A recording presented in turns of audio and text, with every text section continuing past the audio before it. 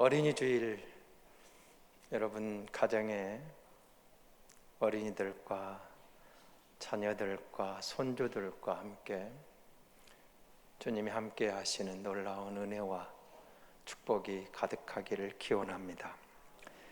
시편 19편은 창조세계, 특별히 태양을 들어서 하나님이 지으신 아름다움을 노래하게 됩니다.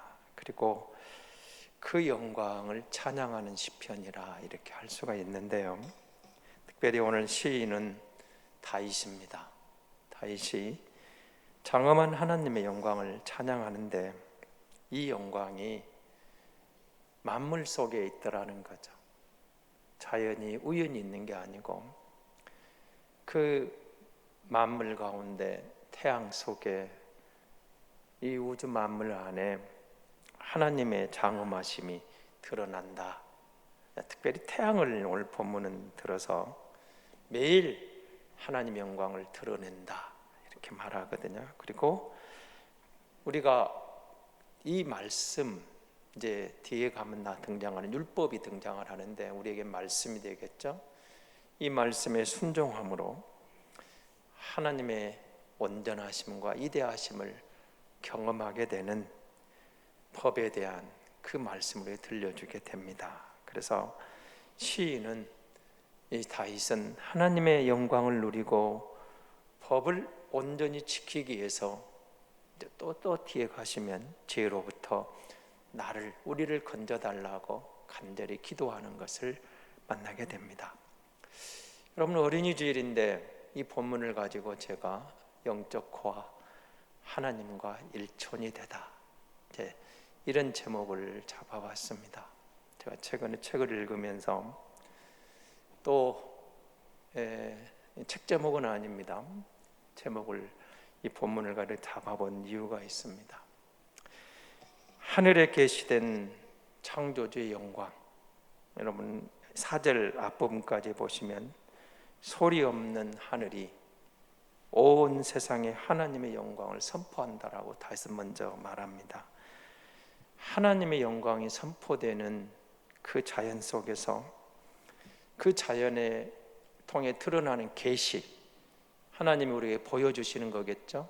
계시는 우리 언어처럼 구체적인 말도 아니고 글도 아니지만 그렇게 표현되지 않고 우리가 알아들을 수 있는 소리도 아니지만 다윗은 그 계시 가운데 이 계시가 온 땅 끝까지 온 땅에 자연을 통해서 하나님의 솜씨가 드러난다고 노래하고 있는 거죠.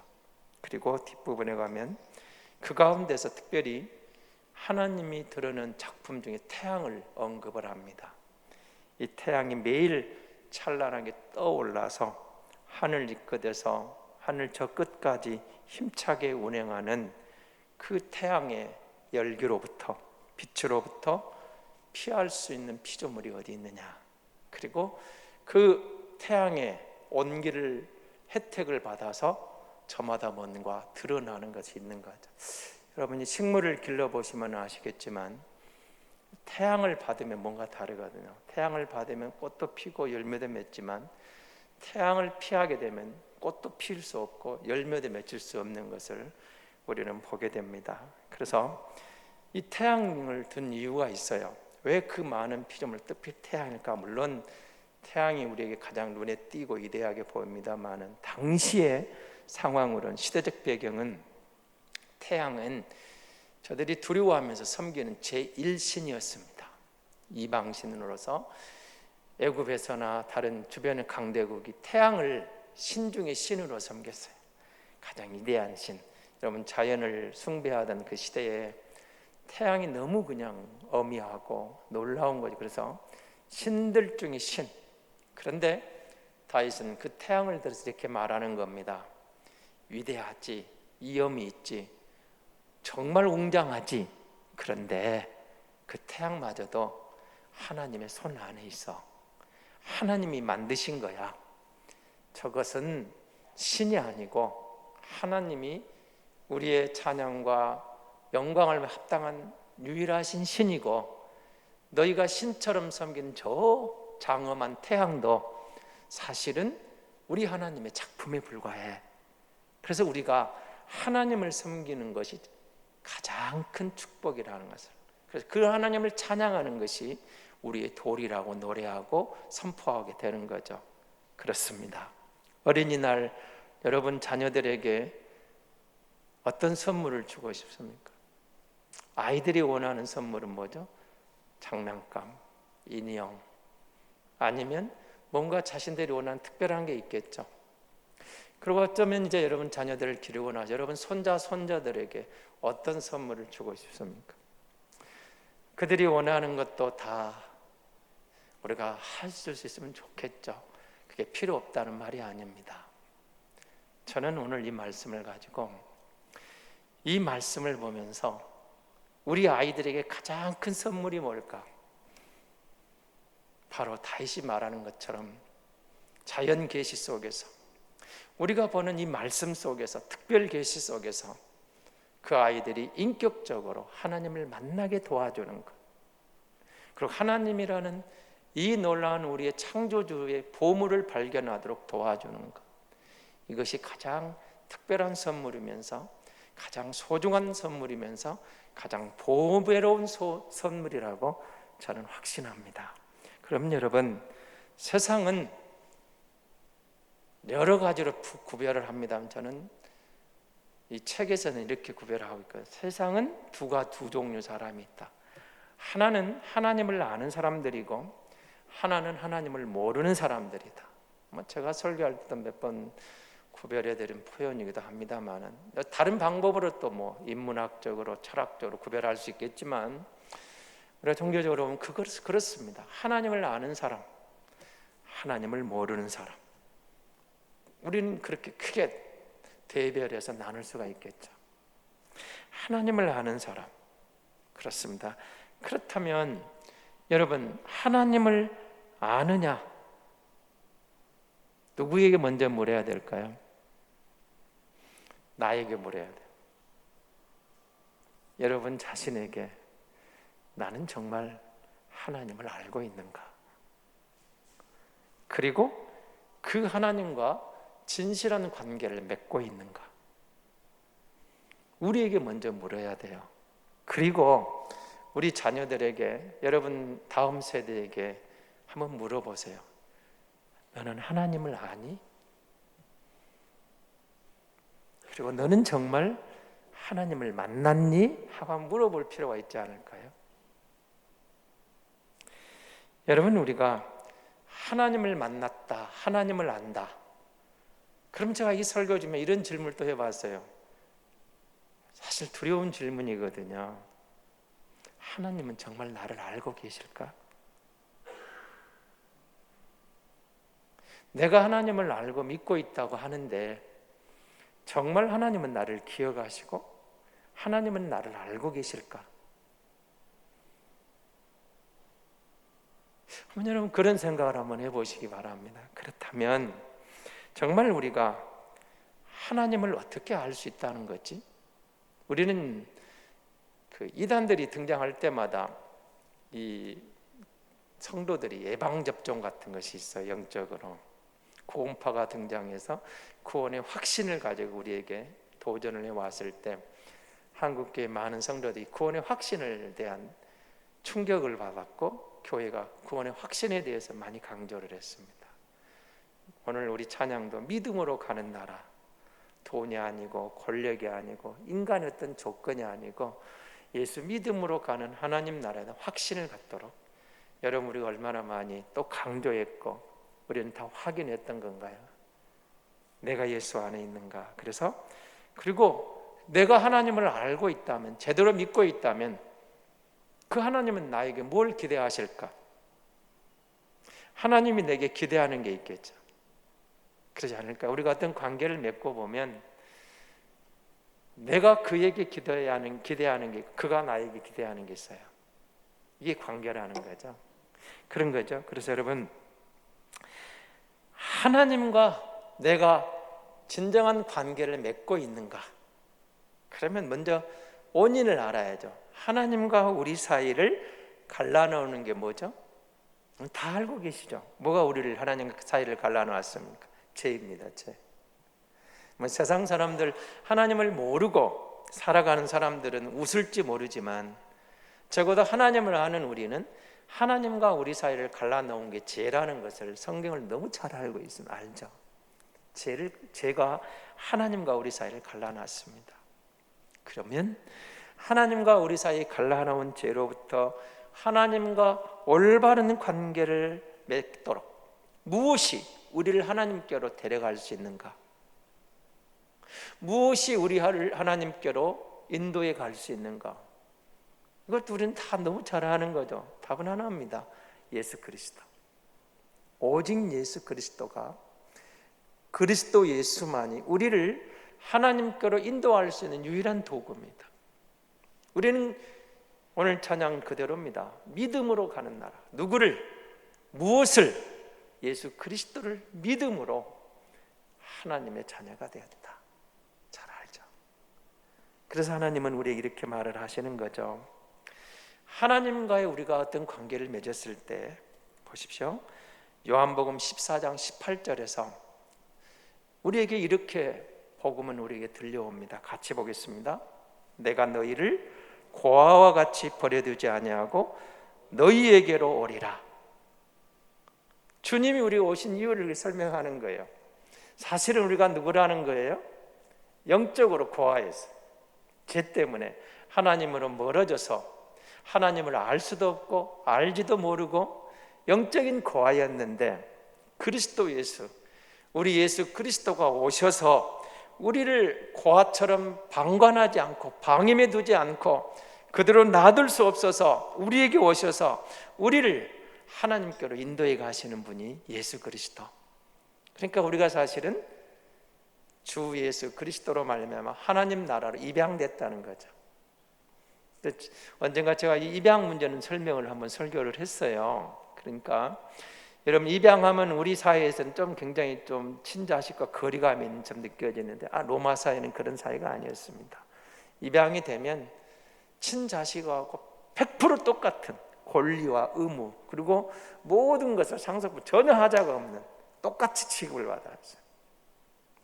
어떤 우리가 갖고 있는 선입견적인 그런 입양된 그런 문화가 아니고 100% 친자식처럼 우리가 그리스도 안에서 고아로 버림받아진 영적 고아가 그리스도 예수 안에서 하나님께로 데려감을 당해서 하나님과 일촌이 되었다. 부자관계죠. 일촌이라는 게.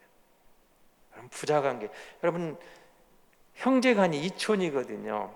근데 여러분, 촌수가 일촌 차이 있어도 전혀 달라요. 사실은 부모와 자식 간에는 모든 것이 다 커버가 돼요. 거기에는 진짜 자식을 위해서 부모는 다 주고 싶어요. 형제 간에도 정말 가까운 이촌인데도 여러분, 거기도 부모와 자식과는 달라요. 다릅니다. 근데 하나님이 우리를 이촌으로 부른 게 아니고 고아를 영적인 입양을 해서 일촌이 되게 하셨다. 놀라운 은혜거든요. 우리가 하나님의 은혜로 이 영적인 고아로부터 이제는 하나님을 아바 아버지로 부르는 하나님의 자녀가 되었다. 그리스도 예수 안에서 예수를 믿음으로 내가 누구냐? 예수 믿고 하나님과 일촌이 된 하나님의 자녀입니다. 그러면 여러분, 구원의 확신하고 살아가시면서 이렇게 질문, 성도들이 몇 가지 좀 흔들리면서 질문하는 게 있어요. 몇 가지 고민하는 질문을 이렇게 말을 하더라고요. 먼저, 영접 기도를 했다면 나는 괜찮지 않은가? 막 흔들릴 때 그러겠죠. 여러분, 영접 기도 해보셨죠? 사형리를 통해서. 사형리를 아니고서 나도 어떤 집회를 간다든가 전도 집회나 또 복음 전도를 들을 때마다 영접 기도를 많이, 근데 여러분, 따라 사람 또 가만히 있기는 멀쑥하고 따라서 몇 번 하셨을 거예요. 한두 번 하셨습니까? 내가 영접 기도 했는데 난 하나님 자녀된 증거 아니냐? 맞습니다. 근데 문제는 정말로 우리가 그 영접 기도를 올바르게 정말 그리스도를 진실하게 고백했느냐가 중요한 거죠. 유명한 간디가 그런 말을 했습니다. 영국이 지배할 당시에 간디가 복음을 듣고 교회를 가는데 이 유색인종이라 황색인이라고 거절당합니다. 백인들의 교회에서. 그래서 간디가 그런 말을 했습니다. 나는 예수는 너무 좋은데 교회는 싫다. 차별을 두는 교회를 보고 그렇게 말을 했거든요. 그래서 그는 산상수훈도 인용하고 성경을 많이 인용하지만 그리스도인 교회는 안 다녔다고 그랬거든요. 그런데 오늘 우리 시대에 그런 거 있죠. 예수는 좋은데 그리스도인은 싫다. 여러분 그런 말 혹시 들어보셨어요? 그러니까 여러분 우리 영접교 됐다 그래서 그냥 어떤 의식이 중요한 게 아니고 정말로 내가 예수 그리스도를 믿었다면 뭔가 달라지는 게 있어야 되겠죠. 두 번째 질문이 이겁니다. 교회를 열심히 섬기면 되는 거 아닌가? 네, 맞습니다. 예수 믿고 교회를 잘 섬겨야죠. 그러나 중요한 것은 종교인으로서도 얼마든지 잘 섬길 수 있습니다. 예수님 당시에 바리새인들, 서기관들이 유명한 종교인입니다. 책망을 듣죠. 외식하는 자들아. 왜 그랬을까요? 종교적인 행위는 의식은 있었는데 그들은 삶 속에서 진정한 그리스도인다운 모습이 아니었던 거죠. 진정한 헌신이 아니었습니다. 그러니까 이런 것이죠. 교회에 몸은 닫았지만 담고 있는 종교인이지만 실제적으로 그리스도인이 아닌 사람들, 그것이 바리새인들이었고 서기관들의 모습이죠. 그러니까 그렇다면 우리 이제 그런 생각이 듭니다. 내가 영접기도를 하고 교회의 봉사도 잘하고 있는데 뭐가 부족하단 말인가? 우리 요구되는 것은 그런 것이죠. 정말로 성도들과의 인간관계에서, 이웃과의 인간관계에서 내 믿음이 회복되고 있는가? 증거되고 있는가? 그러니까 간디가 교회를 가는데 교회 안에 있는 백인들이 안 돼, 너는 오지 마. 그럼 그 안에 있는 교인들은 예수를 잘못 믿은 거죠. 성경 어디를 봐도 차별 대우, 어떤 인종차별 이게 존재하지 않죠. 잘못 믿은 거라는 거죠. 오늘 우리 사회가 예수는 좋은데 그리스도인은 싫다고 비난한다면 우리에게 뭔가 문제가 있는 거죠. 그 부분을 우리가 해결할 부분이죠. 그래서 정말 영접기도를 하고 교회에 대한 봉사가 있다면 내 안에 그 동기가, 목적이, 나를 그렇게 이끌어가는 동기가 뭐냐는 거예요. 내게 있는 게 아니고 정말 하나님의 영광을 위해서 하나님이 원하시는 그렇게 내가 말씀으로 살아가고 있는가? 여러분, 선행을 많이 하면 괜찮지 않은가? 많이 들어보셨을 거예요. 근데 여러분 어떨까요? 우리 주변에 그런 사람들도 많죠. 누구보다도 더 많이 이웃을 사랑하고 선을 베풀고 좋은 일하고, 어떤 사람이 정말 내노라 하는 그런 모범적인 시민에게 복음을 전하니까 그분이 이렇게 말을 했답니다. 여보시오, 내가 천국 못 가면 누가 천국 가겠어? 이렇게 말했답니다.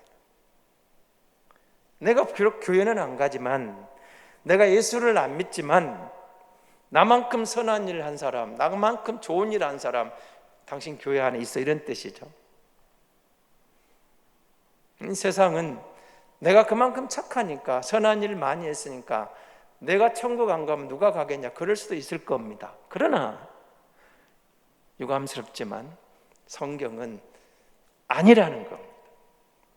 그 선행으로 천국 가는 게 아니고 유일하게 예수 그리스도를 믿음으로 구원받는, 믿음으로 하나님의 자녀가 되는 이 진리는 불변의 진리거든요. 그러니까 물론 예수를 잘 믿어서 우리가 선한 일을 많이 하는 것은 맞습니다. 그러나 선한 일을 많이 했다고 해서 천국 가는 것은 아니다. 분명하게 답을 주는 거죠. 여러분, 그렇습니다. 진정한 선이 무엇인가도 우리가 알아야 돼요. 예수 믿고 말한 선한 것, 선한 일에 열심을 낸다는 것, 목적이 다르죠. 하나님을 영화롭게 하는 분명한 목적을 가지고 삶이 달라진 도덕적인 선한 행동이 나오는 것이 성경이 말하는 선이에요. 먼저 하나님 영광을 드러내기 위해서 내가 그 길을 가는 겁니다. 여러분, 세상이 내가 이만큼 선한 일에 천국 갈 수 있다, 그건 하나님의 영광과는 관계가 없습니다.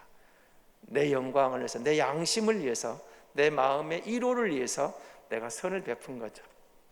그게 아니라는 거죠. 여러분, 영적으로 우리가 내가 이만큼 예민하면 충분하지 않는가, 이런 질문을 할 수 있겠죠. 그리고 내가 착하게 살아가잖아, 아니 내가 예수님을 믿는다고 고백했잖아, 우리 이런 것들을 가지고 말을 합니다. 그런데 여러분, 진정한 믿음이 뭔가, 살아있는 믿음이 뭐냐, 성경은 답을 이렇게 줍니다. 변화하지 않은 것은 진정한 믿음이 아니다. 늘 말씀드리지만 정말 우리가 예수 믿고 바른 길로 하나님의 진리 안에 있는 것으로 변화되지 않으면 진정한 믿음이 아닙니다. 바울이 디도에게 편지를 보내면서 분명하게 이렇게 말을 하는 게 있습니다. 디도서 1장 16절에 있는 말씀입니다. 말씀 한번 같이 보겠습니다. 디도서 1장 16절에 있는 말씀입니다. 그들이 하나님을 시인하나 행위로는 부인하니 가증한 자요 복종하지 아니하는 자요 모든 선한 일을 버리는 자니라. 보십시오. 하나님을 시인해요. 그런데 행위로는 부인한다는 거예요. 하나님을 믿는다고 해요. 그런데 변화가 없어요. 살아있는 믿음이란 내 생각 속에, 내가 베푸는 사랑 속에, 내가 행하는 그 행위 속에서 믿음이 드러나고 있느냐는 거죠. 살아있다. 믿음의 반응이, 동기가 믿음으로 하나님의 영광에 대해서 생각도, 내가 베푸는 사랑도, 그리고 내가 하는 행동도 말씀이 그러니까 믿음이라는 거죠. 그러면 여러분, 너무 어렵다 할 수 있겠죠. 아니, 내가 정말 어떻게 예수 잘 믿는지 알 수 있을까요? 그렇죠? 하나님을 내가 아는지 어떻게 할 수 있을까요? 다시 말하면 여러분, 내가 하나님의 자녀라는 어떤 증거가 필요할까요? 저희가 신학교를 가게 되면 그 교수님들하고 목사님들이 앉아서, 신학위원들이 앉아서 면접할 때 목사 안에서도 똑같은 질문을 또 합니다. 내적 증거하고 외적 증거를 묻습니다. 내적 증거라는 것은 뭐예요? 내 안에 예수에 대한 확신과 복음에 대한 소명이 있냐는 거예요. 내가 예수가 너무 좋아서 이 복음을 전하고 싶습니다. 이 복음에 헌신하고 싶습니다. 이 복음을 위해서 사는 것이 내 인생에 가장 가치 있다고 생각해서 나는 이 길을 가겠습니다. 내 안에, 내 속에 있는 내적 증거가 있는가? 두 번째, 내적 증거를 그것 갖고는 안 된다는 거예요. 그러면 네가 섬기는 너희 교회 성도들은 너를 어떻게 보느냐? 너희 가족은, 네 주변의 친구들은, 주변에 있는 사람들은 너를 어떻게 증거하느냐? 너를 어떻게 드러내느냐? 너를 보고 이 사람은 목사, 이 사람은 목사해야 될 사람, 이 사람은 신학을 해야 될 사람, 너는 아무리 봐도 목사감이야, 아니면 그렇게 너는 신학 가야 된다라고 외부의 증거가 있느냐? 그게 내적 증거와 외적 증거거든요. 똑같지 않을까요? 내가 하나님을 잘 믿고 있는가? 내 안에 나를 점검하는 거, 나를 돌아보는 거예요. 예수가 내 인생의 1번이냐? 예수가 내 인생의 최고 의미 있는 보배냐?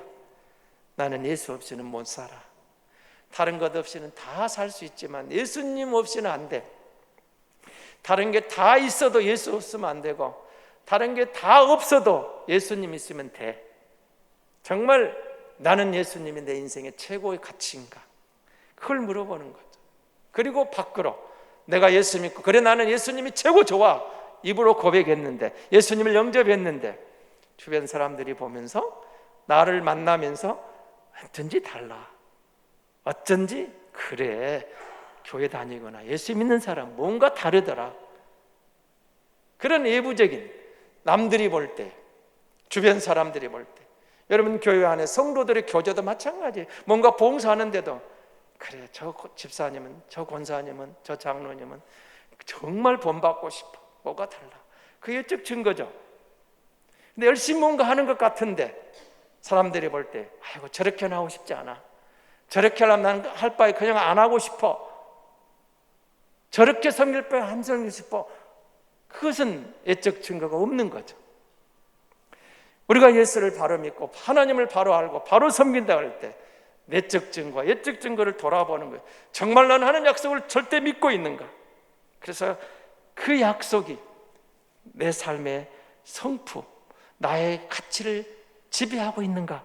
그리고 내 마음속에, 내 생각 속에 무엇이 나를 가장 지배하고 있는가? 내가 무엇을 가장 사랑하고 있는가? 내 속사람의 가장 깊은 열망은 뭔가? 열정적으로 내가 갈망하는 대상은 누구인가? 무엇인가? 정말로 내 안에 예수 그리스도를 100% 담고 싶은가? 주님에 대한 열정이 있는가? 주님에 대한 갈망이 있는가? 주님에 대한 분명한 주님 한 분이면 됐습니다. 주님에 대한, 그래서 그것이 삶 속에서 순종함으로 말씀이 내 삶의 경험이 되고 그 믿음이 내 삶의 경험이 되어서 하나님과의 관계가 친밀함이 드러나고 있는가? 우리 아들, 딸들에게 강요해서 교회 안 가면 안 돼, 예수 믿어야 돼, 이게 아니고 내가 믿는 하나님이, 우리 엄마의 하나님이, 우리 아버지의 하나님이, 삶을 보니까 그와 가장 가까이서 내 엄마 아빠를 바라보니까 우리 엄마가 믿는 하나님이라면 내가 저런 하나님을 믿고 싶다. 우리 아빠가 믿는 저런 하나님이라면 내가 믿어야지. 저런 하나님을 포기하면 안 되겠구나. 우리 아이들에게 이것이 최고의 선물 아닐까요? 저는 그렇게 생각합니다. 우리 자녀들에게 많은 부동산도 좋습니다. 빌려주십시오. 다 채워주십시오. 그건 그 다음 것이고요. 1번은 내가 믿는 하나님이, 내가 경험한 그 하나님이 우리 아들, 딸들에게, 우리 손자, 손녀들에게 1번으로 말하지 않아도, 강요하지 않아도, 강제하지 않아도, 야, 우리 부모님의 하나님이라면 나도 믿고 싶다. 믿지 말라고 해도, 가지 말라고 해도 나는 교회 가야 돼. 제가 중고등부를 가르칠 때 고등학교 1학년짜리가 예수 믿고 헌신하는데, 여러분 추운 겨울날 맨발로 교회를 왔어요. 울면서, 야, 왜 그러냐? 아버지가 교회를 못 가게 해서 몰래 도망쳐 왔는데, 그래서 신발도 못 신고 맨발로 왔다. 같이 기도하고. 여러분, 그 아이가 믿음으로 변화돼서 그 박해 속에서도, 핍박 속에서도 믿음을 지켜나가고 성장해 가는데, 아들이 아빠를 감동시키니까 나중에 아빠가 예수를 믿잖아요. 정말 내가 만난 예수님, 경험된 것, 이론이 아니고 종교가 아니고 내가 만난 예수님. 그렇잖아요. 여러분, 우리가 그림 속에서, 이야기 속에서 사자도 보고 호랑이도 보고 다 보죠. 근데 만약에 우리가 어느 날 우리나라에서 이제 지리산을 가다가 멧돼지를 만났다. 여러분, 책에서 본 멧돼지 이야기하는 사람하고 내가 지리산에 만나서 죽을 똥 살 때 살아난 멧돼지 이야기를, 뭐가 다를까요? 같을까요? 달라요. 이야기 자체가 달라요. 책에서 본 멧돼지 이야기하고 내가 만나서 그것을, 그 멧돼지한테 정말 생명의 이기를 느낄 때 피해났던 그 이야기는 생생하게 산 증거 아닐까요? 생각보다 멧돼지가 무섭더라. 여러분, 하나님을 내가 알고 있는가? 내가 하나님을 아는가? 우리 인생의 1번은 영적 고아로 버려지지 않고 하나님을 알고 하나님의 자녀로 입양대에 들어가서 예수 때문에 하나님의 자녀로 들어가는 것이 최고의 복인 줄로 믿습니다. 어린이날, 어린이집, 우리 자녀들에게, 우리 다음 세대에 최고의 선물은 내가 만난 하나님을 삶 속에서 보여주고, 내가 만난 하나님의 그 신앙을 삶으로 증거할 때 순종하면서 하나님과 이런 관계를, 친밀함을 드러낼 때 저들에게도 이 예수가